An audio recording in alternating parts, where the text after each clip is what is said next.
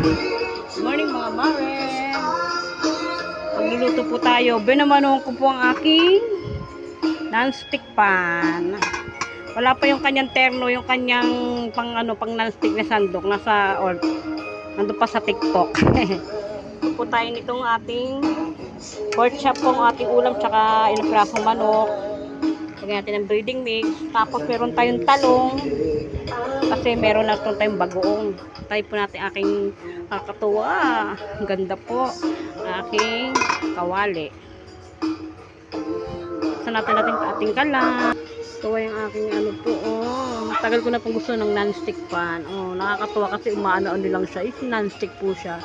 Nag-sale po kasi siya sa TikTok. 500 po siya mahigit. Nag-sale siya, naging 100 na lang mahigit. Kaya yung binili ko na po. Itong patating mantika. Waiting for you.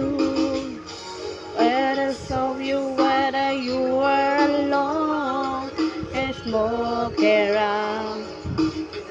Dreaming home. I'm waiting for you.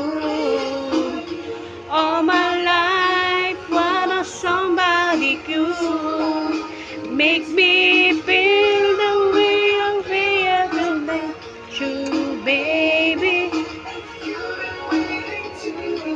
and I am waiting for you.